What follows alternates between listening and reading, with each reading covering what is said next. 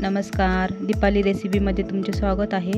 आज मी मस्त कुरकुरीत असे साबुदाणा वडे आणि त्याच्यासोबत खाण्यासाठी झटपट बनवता येईल अशी उपवासाची चटणी बनवणार आहे। तर सुरुवात करूया रेसिपीला। इथे मी 1 वाटी साबुदाणा घेतला आहे आणि तो आपल्याला 5 ते 6 तास भिजवून ठेवायचा आहे।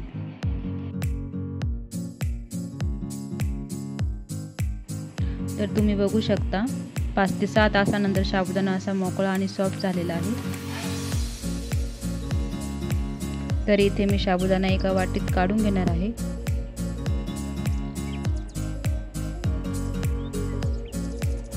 आणि त्यानंतर अर्धा वाटी उकडलेला बटाटा मॅश करून टाकणार आहे।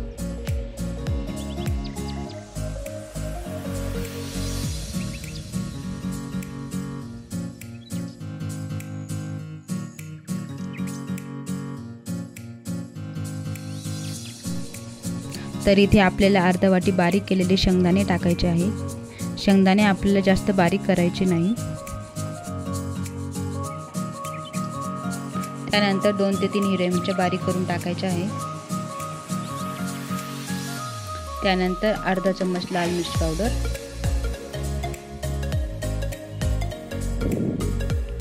चवीनुसार मीठ,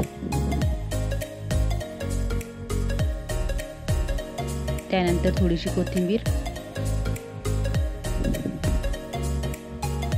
तर आता हे सगळं मिश्रण एकत्र करून घेऊया।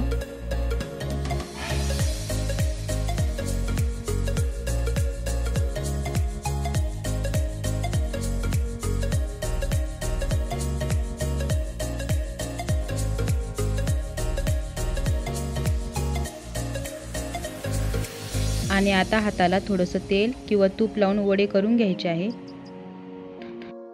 तेल लावल्याने हाताला वडे चिकटत नाही।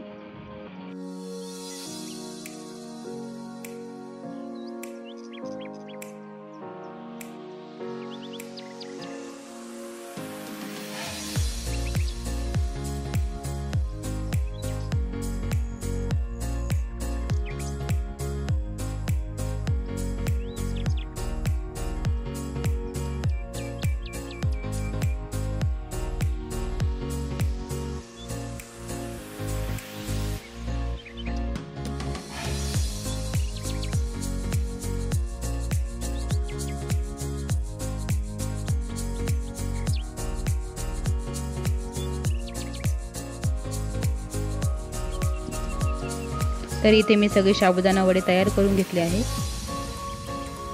तर आपण इथे आता उपवासाची चटणी करून घेऊया।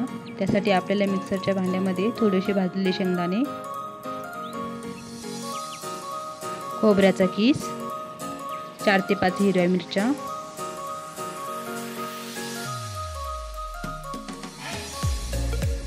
मीठ, थोडंसं पाणी टाकून मिक्सरमधून बारीक पेस्ट करून घ्यायची आहे।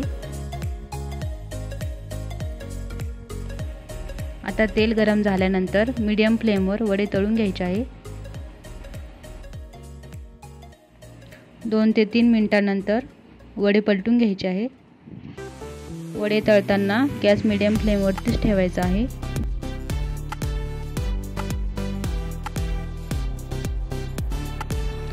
तर इथे आपले साबुदाणा वडे तयार झालेले आहे। चटणीसोबत साबुदाणा वडे खूप छान लागतात। तर तुम्ही ही रेसिपी नक्की ट्राय करून बघा। तुम्हाला हा व्हिडिओ आवडला असेल तर माझ्या चॅनलला लाईक करा, शेअर करा आणि सबस्क्राईब करा।